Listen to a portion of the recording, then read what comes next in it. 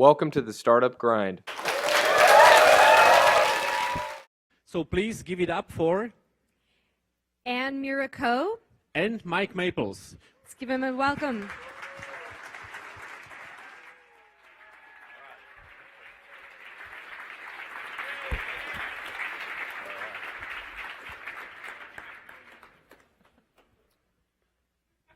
Hi, Steve. Hey, Steve, you made it here.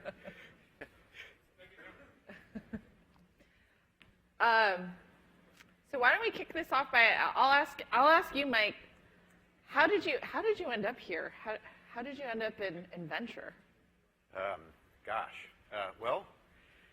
There's a saying that I've heard attributed to Babe Ruth, and it goes something like, "Heroes get remembered, but legends never die." And what that saying always meant to me was that you can be part of a great company, you can make a heroic contribution to something, but if you really want to make a difference, if you want to do something legendary, you should try to be part of a movement. And to detour for just a second, in the 70s was a golden era for the beginning of venture capital.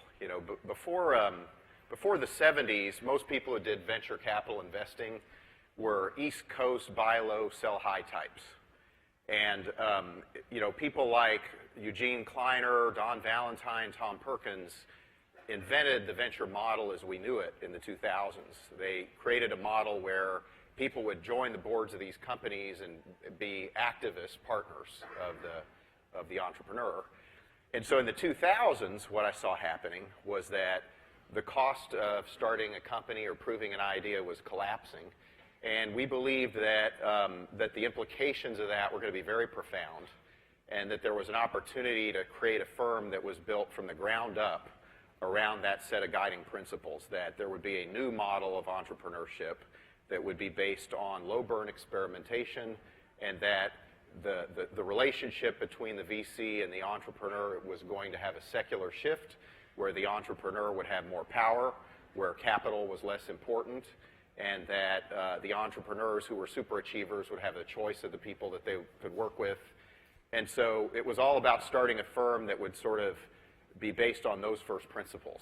And so, we'll see if we get there, but that's what I wanted to do. I wanted someday, when the book on venture capital is written 30 years from now, I wanted us to be part of the folks who did something legendary in helping the entrepreneurs. So why don't you answer the same question? Why did you decide to do this? So when you approached me to join as a partner, I was in the midst of a PhD program and at Stanford, and I hadn't finished yet. And I had been thinking about starting my own company. I'd worked in venture before I did my PhD, and I had started to see the initial signs of the collapse of the cost of starting companies, the mass democratization of entrepreneurship. But it was really the early stages of that. That really was around 2003.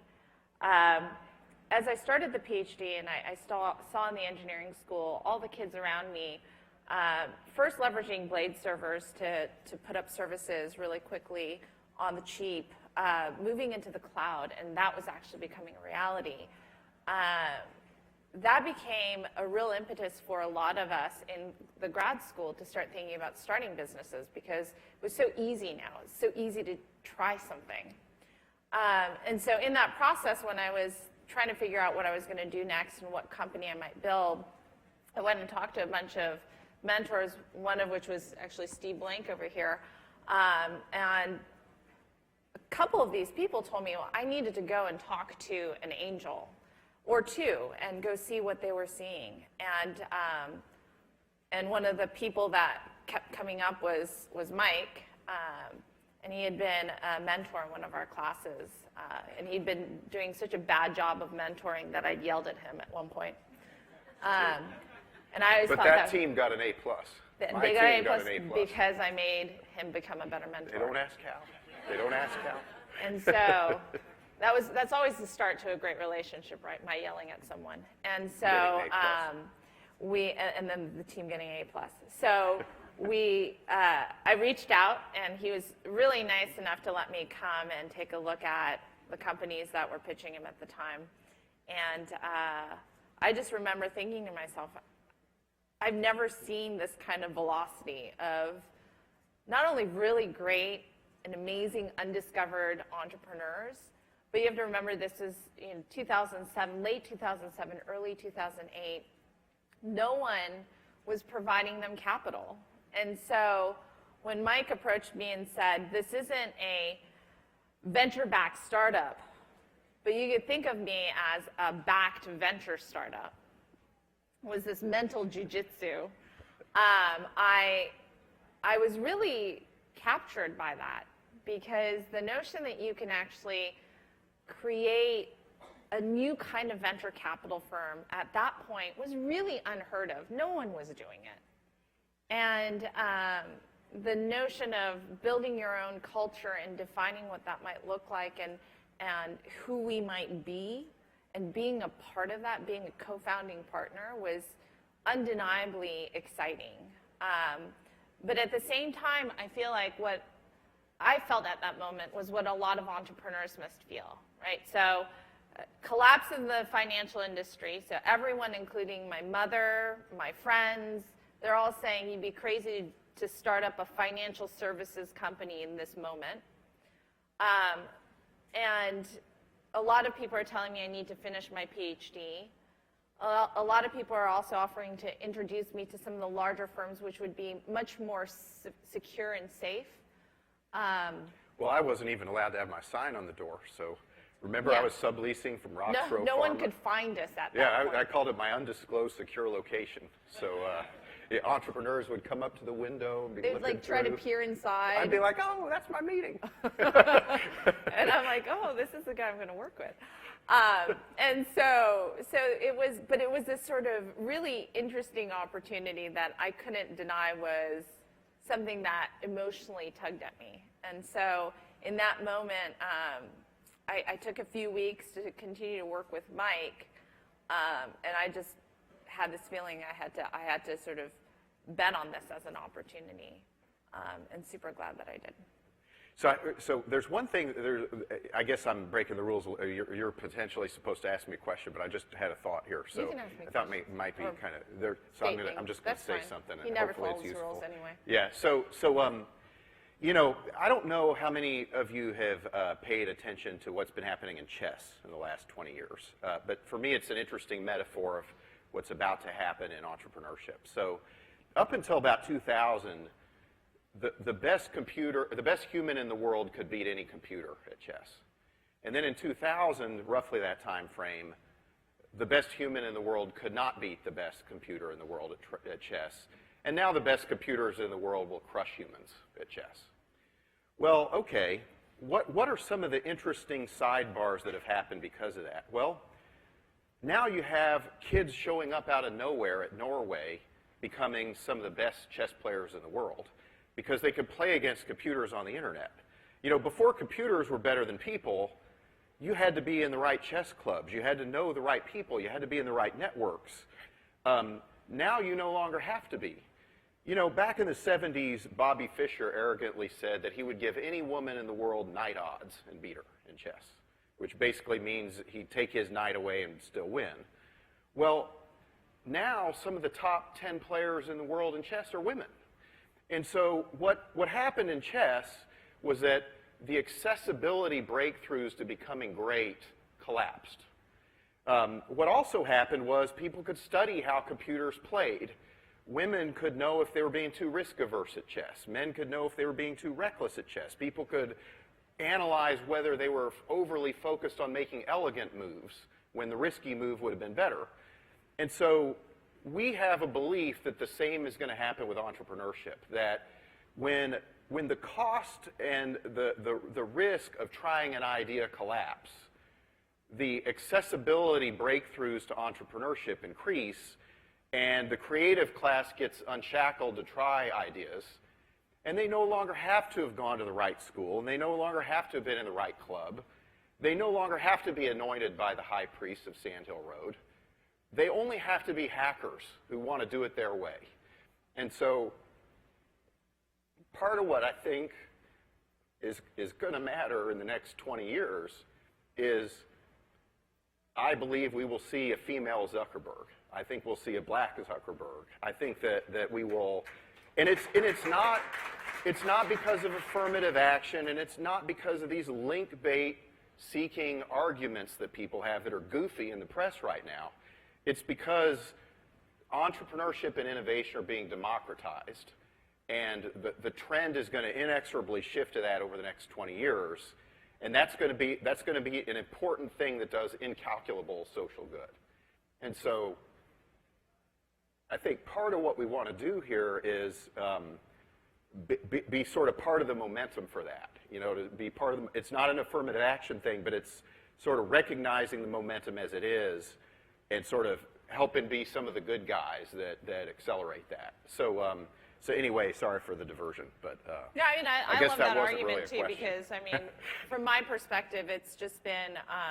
I oftentimes get asked, you know, what's the role of women in all of this, and you know, should Sand Hill Road apologize to women?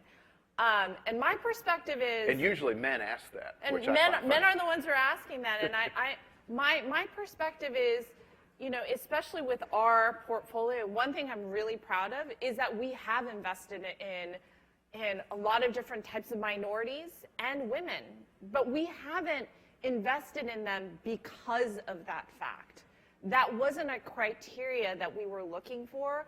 They came in and they won against all of the other exact same hoodie-wearing, hacker-type founders that are very typical of Silicon Valley. But they were just better. And they know that they were better within our portfolio.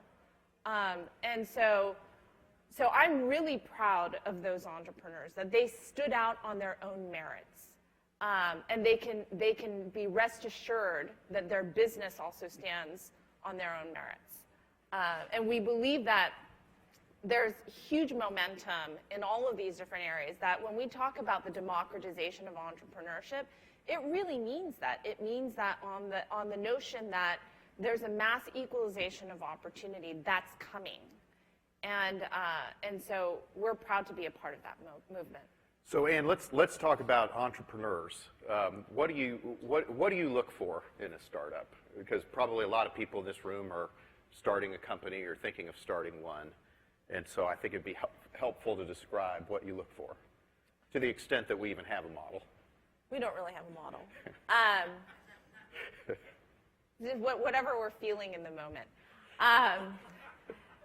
So, you know, I oftentimes tell, actually, my students at Stanford, if you hear a no from a venture capitalist, it doesn't necessarily mean that your business is not a great one or could be a great one, right? We've said, actually, no to several companies that we very much regret saying no to. Do you want to name a few? I'll name a few. I said no to Pinterest. I said no to Zynga. We both said no to Airbnb. We both said said no. Not yet to Airbnb. Yeah. And I mean, every time I see the word Pinterest, it like shoots me with pain. Yeah. Because I'm just, you know, I hate losing. And there was a moment I remember when there is this woman who is actually in her 60s, but she's incredibly social media savvy. And she came onto Pinterest, and she's like my canary in the coal mine. And this happened in, I think it was January of 2011. It was pretty early on. That's when I just knew it was over. Yeah. Well, but the thing that's hard to recognize is, like, when we see these companies, they're crazy early and raw and wacky, right? So, like, you know, the Airbnb guys came in, and at the time it was called Airbed and Breakfast. And they're selling cereal boxes. And they were selling, they couldn't raise money. They come in with these cereal boxes. One says McCain O's and one was Obama O's. And we're like, I thought you were Airbed and Breakfast. Are you a cereal company? And what's up with that? And they said, well, we can't raise money, so we're selling these cereal boxes to fund the company. And we're like, well, what is the company? And they're like, well, okay, it's kind of like couch surfing, but not really. and you get an airbed, and you get some breakfast. And like, to our credit, we weren't just like, that's ridiculous. We're like, that's kind of interesting. It's kind of elegant in a wacky sounding sort of way. Well, but we were talking about the Craigslist killer also. Yeah, and we were like, okay, well, you say you're going to blow up next week at the Democratic Convention. Let's talk right after the convention. So they go to the Democratic Convention, they blow up, Sequoia jumps all over it, we lose, right? It's done. Like watching a hot air balloon drift away. There goes Airbnb. But it's like, at the time, if you'd been in the room, if you'd seen this, you'd have just been like, what was that? And so like, a lot of them are that way. At the time that it's, a lot of them seem kind of crazy at the time you had to decide. Yeah, Pinterest was literally like Ben Silverman's stamp collection. And there's like no one else on the site, right? With Twitter, to imagine what this is going to be. Yeah, Twitter, fortunately, we didn't pass, but so I'm talking to Evan Williams, and he says, this audio thing, we're going out of business, we're giving up, but I got this side project that I'm going to keep, and we're going to either call it Voicemail 2.0 or Twitter. And I'm like, well, what does it do? And he says, you say what you're doing. And I'm like, okay. And he goes, what else? Oh, I forgot to mention 140 characters or less. And I'm like, and then what happens? And he goes, that's it. That's all it does. And I'm like, well, what's the roadmap? There is no roadmap. What's the revenue model? There is no revenue model. And I'm like, well, why do you think this is even a product, much less a company? And he says, well, 1 million people write blogs, and I invented the blogging software, and so maybe 10 million people would write microblogs someday. So I was like, sounds good to me.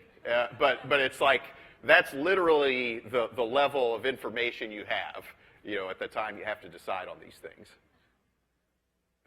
Well, take me through, when I first joined FLOODGATE, you took me to a board meeting for Chegg. And this was really, really early on in the days of Chegg. And I remember the most memorable thing was I was asking them is, I felt like I was trying to prove my worth. So I said, well, when you see a customer come in, what's their lifetime value? And I remember Usman saying, and that's not even part of the problem. The problem is we can only fulfill a third of the demand. And I was yeah. Ann was like, here's how you could more micro segment and target, the books. And I said, Mikey, I think this is. We need more money to buy more books. I don't know what you're talking about. But I remember when we were first driving there, you were telling me, so this didn't exactly start out as textbook rentals, and I think probably this audience could benefit from the history of where Chegg came from. Okay, so let's see. Usman and Ayush were moving from the Midwest. And they had this idea to do Craigslist for colleges, and they had 2 weeks left of cash, and they were out of money, and I hadn't raised my fund yet, so I said, I'll give you $25,000 now, and I think I can get this fund raised. And if I get this fund raised, I can give you another $500,000. And so that's what happened. We did $25,000 and $500,000, and then Facebook decided to do classifieds. And so I thought, man, I'm feeling like a loser now, because we're not going to raise money if Facebook's competing with us. We're probably not going to succeed at classifieds if Facebook's competing with us. And so we had this textbook rental idea that we'd mothballed, and we decided that we were out of money, but that we should raise a little bit more and bet it all on textbook rentals. And Usman said, it's better to burn out than fade away. So he shut down the original Chegg site, and we put up this site called Textbook Flicks. We didn't really want to be very subtle about it. So we did Textbook Flicks. Netflix didn't really like that name too much. But it proved the idea that people would rent textbooks, and that's all we cared about. And, in fact, we had no warehouses, so we would ship the books from Amazon. So, students would say, I thought I rented this textbook, and why did you ship it from Amazon? And we'd say, Usman's Amazon yeah, he had an Amex Black Centurion card, because he'd run like $4 million of textbooks through this credit card, because no banks would give us any credit, So they'd get these books from Amazon. They'd say, what's up with this? I thought I rented a book from Chegg, and you sent me a book from Amazon. We'd say, oh, it's just a little clerical error. Just please ship it back to Chegg and not Amazon. But all we wanted to do is just prove the idea would work well enough so that we could double down and raise some more money and just keep on keeping on. But you know, those are the most fun ones where you're sort of in the valley of despair and you're out of money and you know nobody believes it's going to work and you can't raise money and a miracle had to happen. You know, where you just had to be in the foxhole together, just MacGyvering a miracle from like a phoenix from the ashes. So Anne, I think one thing people might be interested in is sort of understanding the difference of how some firms decide on investments. You know, so some firms have a voting system and some firms don't. And so, you know, you've been at a firm before, I have. I think it might be useful to the group here to know about how we see the venture industry often do it, how we do it, what's good and what's bad about it. Yeah, you know, so a lot of firms have some sort of voting mechanism. So you might say, you know, have a score between 1 and 5 that you give, and you can't say 3. And each partner writes it down on a little slip of paper, and it's kind of blind, so no one knows who said 1 versus a 5. Or you might have a different kind of voting mechanism, which is much more visible. You raise your hand if you're okay with it. You don't raise your hand if you're not okay with the investment. We actually do things, probably by the nature of how disorganized we are. We just kind of, and also how open we are. We just discuss things, and it's not really put to a vote, but rather based on my own conviction or Mike's conviction about the company. And we call it the just win baby model of investing. So you have a checkbook and your job's to 3x it, just win baby. Right. So you know, half the time I'll bring in a company, and this has happened for Mike too, where you know if it's sports based or like you know something with football or whatever, I'm like the entrepreneur's talking to me and I'm like, I just see your lips moving. And I know you're name dropping, but I have no idea who you're talking about, and I am not impressed. But the person you should talk to is Mike. And you know, if Mike comes back and is like, holy cow, this person knows X, Y, and Z, and critical insight into this market, and so now we should really fund it. So, I mean, a really good non-theoretical example. How many people went to Dina's session, Dina Varshevskaya with Wanelo? So we seed funded Wanelo, actually Ann did, just in spite of me. And so Dina visited me first, and I was like, I don't get it. She visited again, I'm like, I don't get it. And I'm like, I think you're awesome, but I just don't get it. I just don't get it. And Ann's like, you know, I think it's kind of interesting, and I think maybe we should invest in it. And I was like, I don't get it, but I won't stop you, right? It's just like, go for it if you're really excited about it. And thank God she didn't listen to me, because I mean, I had no insight about the idea. But I mean, at that point, I'm sitting there saying to myself, what does Mike look like the kind of guy who goes to the mall on a frequent basis? And shops around. And I'm like, well, your insights are interesting, but not relevant here. And so, and at the I'm not even sure how interesting they were. You know, but that's where we can be honest. I mean, he's saying to me, like, I just don't get it. I'm like, well, of course you don't get it. If you don't hang out at the mall, you've never been a teenage girl. And Clint Eastwood said one time, a man's got to know his limitations, right? And so, you know, you kind of, like, when you're investing, you sort of have to start with the premise that you're a sinner and that you don't really know anything, and that it just, you know, as soon as you think you know, that's when you're going to get in trouble and make a bad decision. And so, but I mean, you know, when it came to Dina's deal, a man's got to know his limitations. It's so true. And I'm glad that he embraces his limitations. You know, but on Wanelo, what I thought was interesting, and it's actually starting to prove correct, is that, and we've seen this in a lot of different industries now, we have found that the cell phone, the smartphone in particular, is probably one of the most important elements of independence and identification for the next generation that we've seen. And so one of the numbers that we've seen more recently is that in terms of driver's licenses, it used to be that, what was it, 95%? 90, I think. 90% of 19-year-olds had their driver's license. And now it's dropped to something in the 70% range. And the only reason that we can really count for that is that it used to be that You know, when you turned 16, you ran to the driver's to get your driver's license. It wasn't a question, it wasn't an option, it was a thing you had to do in order to claim your freedom from your parents. And today, we're seeing that that's not as important because your cell phone actually gives you that sense of freedom. And we believe that that's there's huge implications there. What does that mean for car ownership? What does that mean for you know, even just the way we think about the economy and the health of the economy if people aren't buying these types of hard goods? What does that mean in terms of your own sense of identification? And if you don't want to own stuff or be owned by things or groups or companies, what does that mean?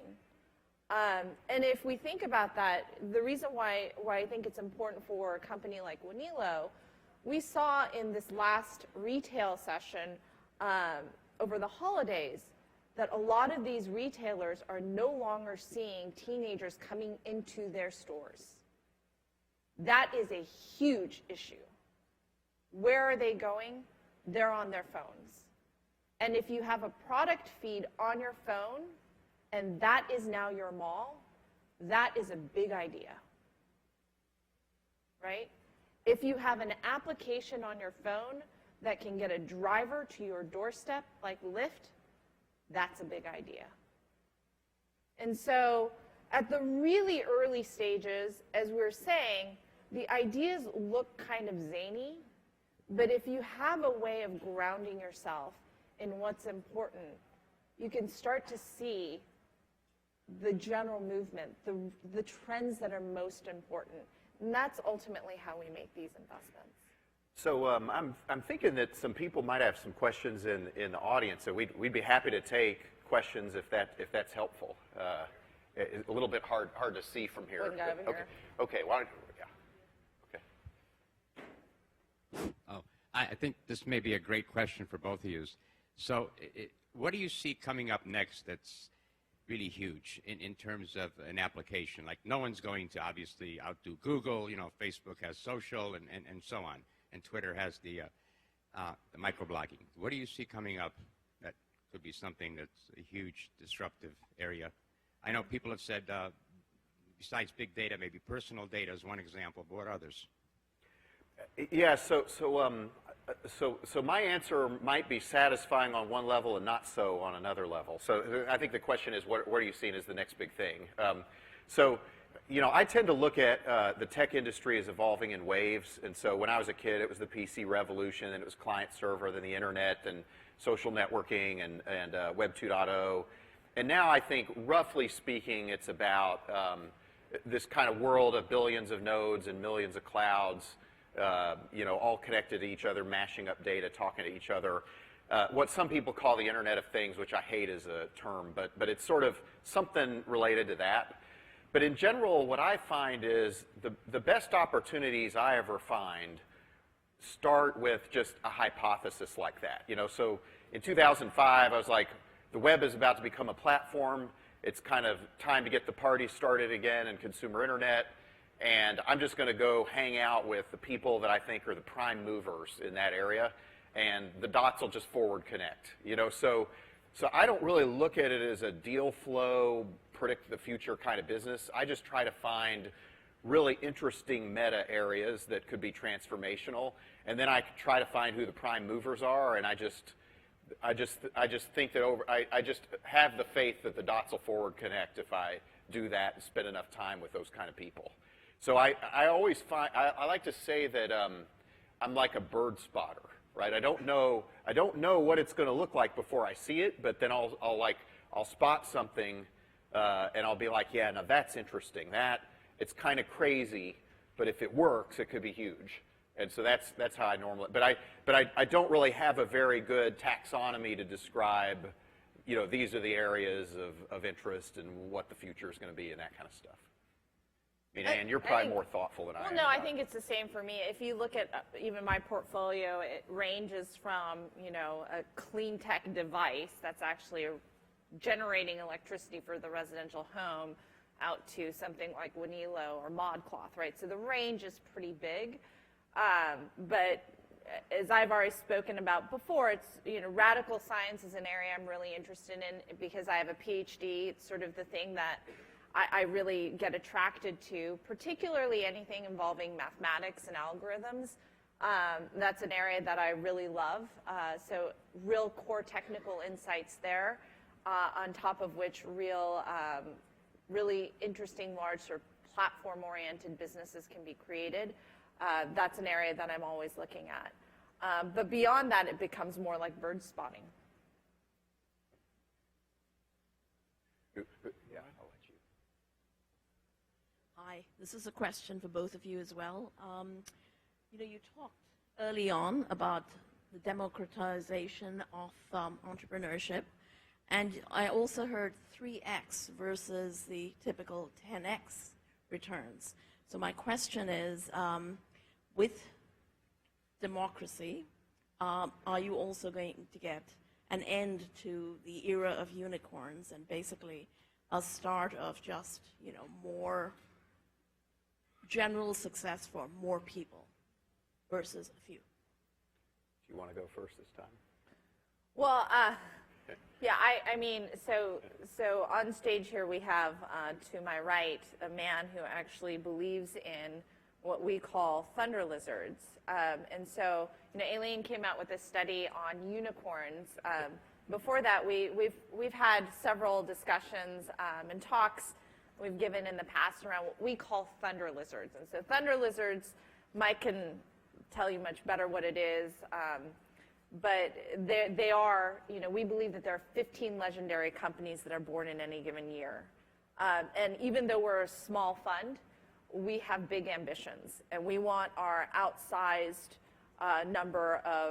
percentage of those 15 companies. So when we say 3x, it actually turns out for a general partner at a firm to, over their lifetime of investments, have a 3x return. It means you are one of the top 3%. Right? And we say in order to get to stay at Floodgate, you have to be a 3x partner. So the fund ambitions are 10x, right? 100x, whatever it ought to be, returning $1 billion in profits per partner in their lifetime. And so small fund, huge ambitions. Funny story on that, when Aileen came out with her unicorn study, and there was a lot of debate in the comment section about like how she did her analysis and all this. Mike comes into my office, and we share an office actually, so he comes into our office and he says, "Can you believe she called them unicorns?" And I looked at him and was like, "What are you talking about?" He said, "Unicorns don't even exist. They're not real." And I'm like, "Mike, thunder lizards?" So maybe you should tell them in your own words, because I can't do it justice, what a thunder lizard actually is. Okay, so all right, so we'll start with the academic definition and then the metaphorical. So I believe that outcomes in the tech industry follow what's called a power law distribution. And that's very counterintuitive for all of us in this room. Like most people, they think returns follow a bell curve, right? Like a normal distribution where you have the average and then the super performers and then down here. But in the year that Facebook was started, its value was worth more than all other 10,000 startups started in 2004 combined. And I think that the same will end up being true about Twitter in the year that it was started. And so, you go talk to Paul Graham at Y Combinator. Dropbox is worth more than all other more than 500 Y Combinator startups combined. The number 2 company, Airbnb, is worth more than all the remaining combined. In our first fund, Demand Force returned 3 times the fund by itself. And so the venture business, in my opinion, in the tech industry, is a business of exceptionalism with a very small number of hugely massive outcomes. And we view our business as not about penalizing ourselves when we're wrong, but when we're right, we have to be really friggin' right. We have to be spectacularly right. And so the metaphor that I like to use for that is thunder lizards. So thunder lizards, I got the metaphor from Godzilla. Godzilla, for those of you who haven't seen it recently, was hatched from radioactivated atomic eggs and swam across the ocean and emerged with an attitude and began to breathe fire on buildings and stomp on things and eat cars like sausage links. And in are a more train. real than unicorns. And like I always liked that metaphor, and I always thought our fundamental job is to spot the eggs that have atomic radioactivity in them, right? That's our job. And so we're wrong more often than we're right, but when we're right, you know, there comes Godzilla. He's coming to get you. So how do you reconcile that with the fact that we want to be good guys and democratize innovation? My belief is that one of those top of the Powerlaw outcomes is going to be created someday by an entrepreneur who would have normally not had access to the ecosystem. The more entrepreneurs have access to the ecosystem and the ability to start companies, the more radical, unconventional ideas have a chance to be tried in this world. And the ideas that end up being really big sound kind of wacky at the time you have to decide. And so, you know, that's kind of how I reconcile them. But in the end, Ann and I are in it for the Thunder Lizards, right? And we tell entrepreneurs, you know, we don't deserve the credit when it happens, but we probably don't deserve the blame when it doesn't happen. You know, that's what we're trying to do.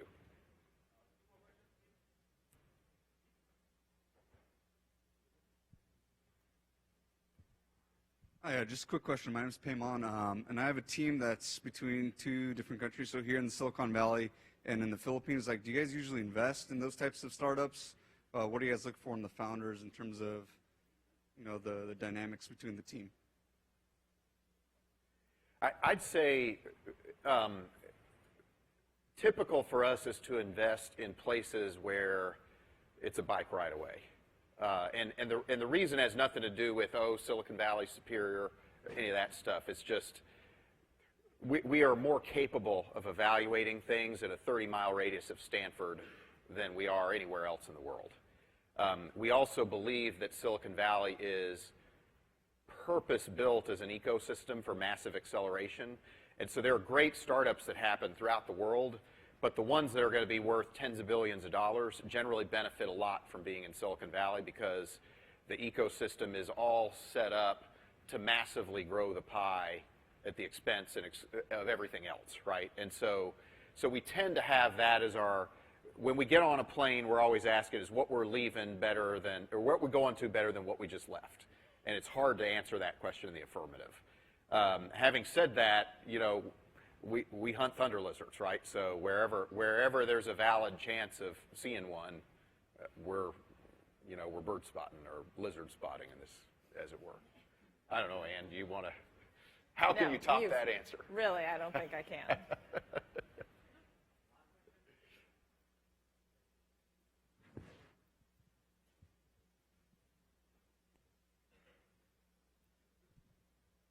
Thank you guys for your time. So when you're talking about your investment strategy, I heard that you just continuously talk about ideas, but I never heard you talk about team. Most VCs that I hear always talk they put their bet on the team, not the idea. How important is the team to you guys? I'll go first there. You know, I think it's absolutely critical.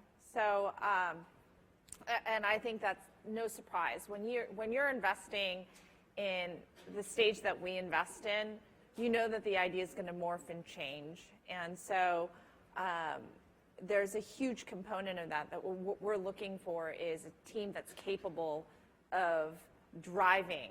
And, you know, we often say, often wrong, never uncertain, right? But that's what I'm looking for in the founder, to be never uncertain of what they're doing and having a real sense of purpose. So a really good example of that is the team at Lyft. They started off as Zimride, and I invested in them in 2009. And so John and Logan come in, and at this point, they've actually been to a ton of different investors. Everyone said no. They've actually shed one or two of their co-founders have left because they no longer are really invested in this idea. But John starts off by telling me that he took a college course in transportation and then through Facebook found Logan, who had started up Zimride. And Logan was so passionate about transportation that he joined the transportation board of Santa Barbara, where he was going to university. And so these two guys, before it was cool to invest in transportation, were thinking about transportation. The only other company in the space, the only other comp we had was Zipcar. And I often got the question as we were trucking along with Zimride, this platform that was being sold to all these universities and to corporations. One of the first questions I got was, are these guys too nice? Are they too nice to be great founders? And I was really disappointed in that question, especially when it came from other investors. But it actually was one of the driving principles behind the company. Defines the character of Lyft, right? Why else would you sit in the front seat of the car and give a fist bump to the driver? Who else would come up with that idea? Only John and Logan would, because it's so authentic to who they are. But you see the passion and the drive around transportation. That's what I funded, right? And a lot of times it's hard to see what that idea is going to become. But if you can really believe in that team and the original people behind it and know that they're capable of continuing to drive that ball forward, that's what I end up looking for. Yeah, and just two other thoughts. Part of that question makes me uncomfortable, right? So it's politically correct for VCs to say we value the team over the idea or the market, right? Because they're pandering to entrepreneurs. But in my experience, they're not mutually exclusive. Like, great entrepreneurs are smart enough to allocate their time and talents to a great idea, right? Like, the reality is you don't have very many great teams come in with a boneheaded idea, right? Because they're smart enough to avoid that.